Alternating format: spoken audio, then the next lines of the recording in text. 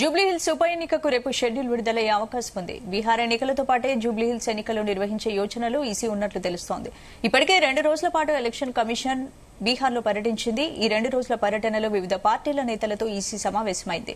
రేపు బీహార్ ఎన్నికలతో పాటు జూబ్లీహిల్స్ ఉప ఎన్నికకు నోటిఫికేషన్ విడుదలయ్యే ఛాన్స్ ఉంది.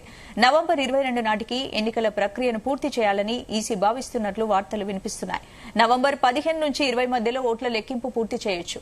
మొత్తానికి 2 నెలల్లో మాత్రం బీహార్ ఎన్నికల ప్రక్రియ పూర్తయ్యే సూచనలు ఎక్కువగా కనిపిస్తున్నాయి.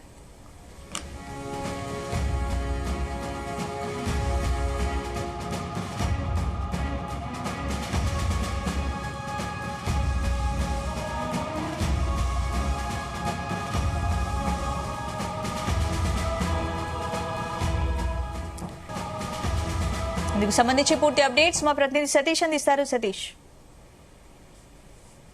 స్పందన, జూబ్లీస్ ఉప ఎన్నికకు రేపు షెడ్యూల్ అయ్యే అవకాశాలు అయితే కనిపిస్తున్నాయి.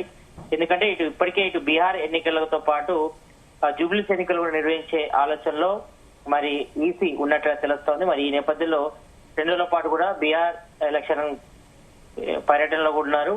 కాబట్టి మరి త్వరలోనే ఈ షెడ్యూల్ అయితే రిలీజ్ అయ్యే అవకాశం అయితే కనిపిస్తుంది. ఇక విషయానికి వస్తే మాత్రం బీఆర్ఎస్ అదేవిధంగా కాంగ్రెస్ మధ్య ప్రధానంగా పోటీ ఉన్నట్టుగా తెలుస్తోంది. ఎందుకంటే ఇప్పటికే బీఆర్ఎస్ అభ్యర్థిగా మాగంటి గోపీనాథ్ వైఫ్ సునీతను కూడా అభ్యర్థిగా ప్రకటించి ఇప్పటికే ప్రచారం కూడా ముమ్మరంగా చేశారు.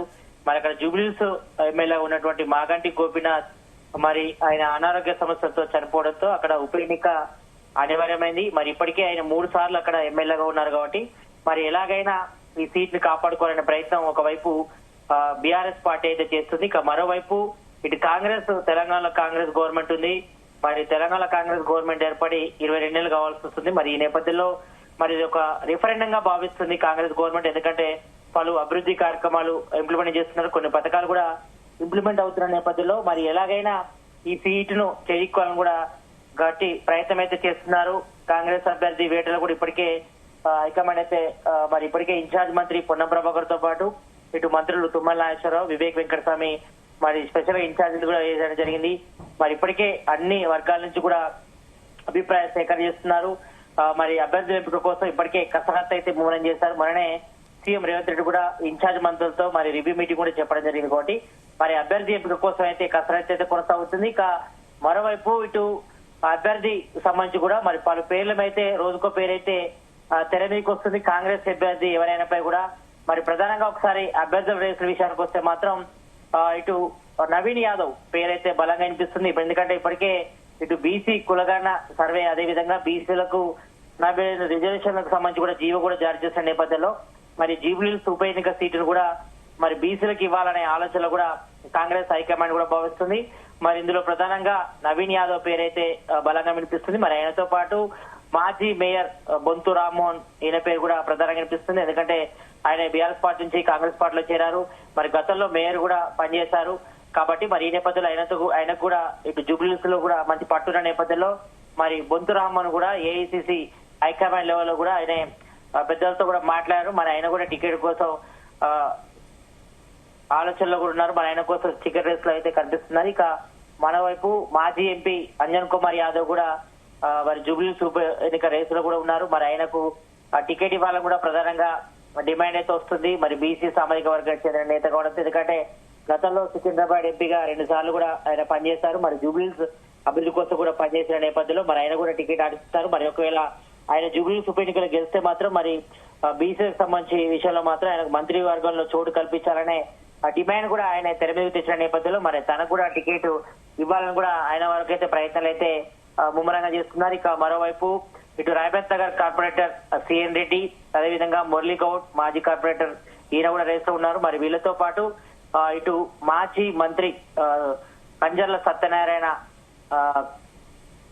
ఫ్యామిలీకి చెందినటువంటి కంజర్ల విజయలక్ష్మి కూడా ఆమె కూడా బరిలో ఉన్నారు. తను కూడా రేస్ లో ఉన్నట్టు కూడా చెప్తున్నారు. మరి ఆమె కూడా టికెట్ ఆశించే రేస్ లో ఉన్నారు బీసీ సామాజిక వర్గం నుంచి. ఇక మరోవైపు మాజీ ఎమ్మెల్యే మైనంపల్లి హనుమంతరావు కూడా మరి ఆయన కూడా రేస్ లోకి వచ్చారు. మరి ఆయన కూడా టికెట్ల కోసం అయితే ఏఐసిసి హైకమాండ్ తో కూడా మాట్లాడి ప్రయత్నం చేస్తున్నారు. మరోవైపు మాజీ ఎంపీ రంజిత్ రెడ్డి ఆయన కూడా టికెట్ రేస్ లో ఉన్నారు. మరి వీళ్ళందరి పేర్లు అయితే ప్రధానంగా కనిపిస్తున్నాయి. మరి ఇప్పటికే ఇన్ఛార్జ్ ఏంటి అంటే ప్రధాన పార్టీల అభ్యర్థులు ఎవరనేది ఎప్పుడు క్లారిటీ వచ్చే అవకాశం ఉంది? ఎస్, ప్రజెంట్ అయితే బీఆర్ఎస్ అభ్యర్థిగా మరి మాగంటి సునీతను అయితే ప్రకటించారు. మరి ఇప్పటికే వాళ్ళు ప్రచారం అయితే ముమ్మరం చేశారు. మరి కాంగ్రెస్ మాత్రం ఇంకా కసరత్తు అయితే చేస్తుంది. మరి అభ్యర్థి ఎంపిక కోసం అయితే కసరత్తు చేస్తుంది తప్ప ఎక్కడ కూడా మరి పేరైతే అనౌన్స్ చేయలేదు. మరి ఇప్పటి వరకు అయితే దాదాపు 10 మంది జూబ్లీ ఉప ఎన్నిక రేసులు అయితే ఉన్నారు కాంగ్రెస్ నుంచి.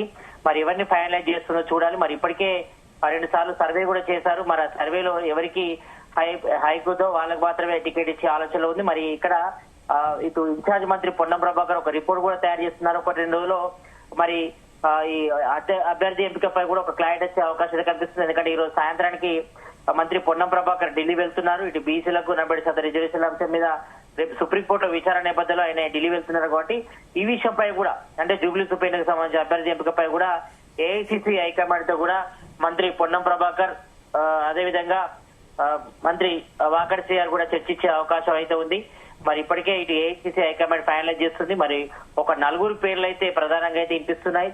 మరి వాళ్ళలో టికెట్ ఎవరు రాస్తారో చూడాలి. మరి ప్రధానంగా నవీన్ యాదవ్ తో పాటు అదేవిధంగా మాజీ మేయర్ బంతు రామ్మోహన్, మైనంపల్లి హనుమంతరావు, అదేవిధంగా ఇటు మరోవైపు చూసుకుంటే మాత్రం కంజర్ల విజయలక్ష్మి పేరు అయితే ప్రధానంగా వినిపిస్తుంది. మరి ఒకవేళ మహిళా కోటలు ఇవ్వాల్సి వస్తే మాత్రం ఆమెకి ఇచ్చే అవకాశం ఉంది. మరి బీసీల సంబంధించిన విషయాల్లో మాత్రం వీళ్ళైతే తెర మీదకి వస్తుంది. ఎందుకంటే ఫైనల్ గా మాత్రం ఇటు జూబ్లీ ఉప ఎన్నికల్లో కాంగ్రెస్ అభ్యర్థిగా మరి బీసీ నేతనే రంగంలోకి తీసే అవకాశాలు అయితే కనిపిస్తున్నాయి. మరి చూడాలి. ఎందుకంటే ఇప్పటికే బీసీలకు 40% రిజర్వేషన్లు కూడా ఇచ్చారు కాబట్టి జియో కూడా ఇచ్చిన నేపథ్యంలో మరి ఇక్కడ బీసీలకు ఇస్తేనే ఇక్కడ సీటు గెలిచే అవకాశం ఉండే ఆలోచన ఉన్నారు. మరి ఎవరి ప్రయత్నం అయితే వారు చేస్తున్నారు ఇప్పటి వరకు ఆశావాళ్ళు అయితే మరి చూడాలి.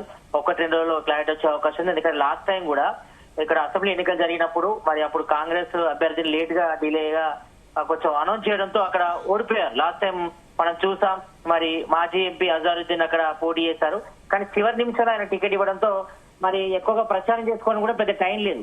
ఆ టైంలో మరి ఎక్కువగా మరి అప్పుడు మాగంటి గోపీనాథ్ మాత్రమే గెలుపొందారు. మరి అక్కడ ముందు నుంచి కూడా అక్కడ బీఆర్ఎస్ పార్టీకి మంచి పట్టుంది కాబట్టి ప్రజెంట్ తెలంగాణలో కాంగ్రెస్ గవర్నమెంట్ ఉండడంతో మరి ఇప్పటికే ఇటు కంటోన్మెంట్ అయితే కాంగ్రెస్ అయితే చేజిక్కుంది. ఆ ఉప ఎన్నికల్లో కూడా కాంగ్రెస్ అభ్యర్థి శ్రీ గణేష్ గెలుపొందారు కాబట్టి మరి ఇక్కడ కూడా సేమ్ రిజల్ట్ కూడా రిపీట్ కావాలని కూడా కోరుకుంటుంది కాంగ్రెస్. కాబట్టి దానికోసం తీవ్రమైన కసరత్తు చేస్తుంది. మరి ఎవరిని అభ్యర్థిగా నిలబెట్టినా మరి గెలిపించుకునేందుకు మాత్రం అందరూ కూడా విశ్వ ప్రయత్నం చేయాలని కూడా చెప్తున్నారు. మరి ఎందుకంటే ఇది చాలా ప్రెస్టీజ్ అని చెప్పుకోవచ్చు. ఎందుకంటే తెలంగాణ కాంగ్రెస్ గవర్నమెంట్ ఉంది కాబట్టి మరి ఒక 22 నెలల పాలనకు ఇది ఒక రెఫరెండం గా భావించే అవకాశం ఉంది కాబట్టి మరి ఈ నేపథ్యంలో జూబ్లీస్ లో ఎలాగైనా గెలవాలనే ఆలోచనలో కూడా కాంగ్రెస్ హైకమాండ్ కూడా భావిస్తుంది. మరి ఇప్పటి వరకు అయితే మాత్రం అభ్యర్థి అయితే కసరత్తు చేస్తున్నారు. 1-2 రోజుల్లో అభ్యర్థి పేరు అయితే అనౌన్స్ చేసే అవకాశం అయితే కనిపిస్తుంది. ఎందుకంటే లాస్ట్ టైం కూడా మరి డిలే కావడంతోనే అక్కడ ఓడిపోయారు. మరి అక్కడ ఎమ్మెల్యే మాగంటి గోపీనాథ్ గెలిచాడు. మరి సెకండ్ ప్లేస్ లో అప్పుడు అజారుద్దీన్ వచ్చారు కాబట్టి మరి ఈ నేపథ్యంలో మరి చూడాలి. 1-2 రోజుల్లో మరి బీహార్ ఎలక్షన్ తో పాటు అదేవిధంగా జూబ్లీ ఉప ఎన్నిక కూడా నోటిఫికేషన్ వచ్చే అవకాశం నేపథ్యంలో మరి అభ్యర్థి ఎంపిక కోసం అయితే కసరత్తు అయితే కాంగ్రెస్ హైకమాండ్ అయితే చేస్తుంది. మరి చూడాలి 2 రోజుల్లో 1-2 రోజుల్లో ఎవరి పేరు తెర మీదకి వస్తుందని కూడా కొంతవరకు గాంధీ భవన్ వర్గాలు అయితే తీవ్రమైన చర్చ అయితే నడుస్తుంది. Thank you Satish.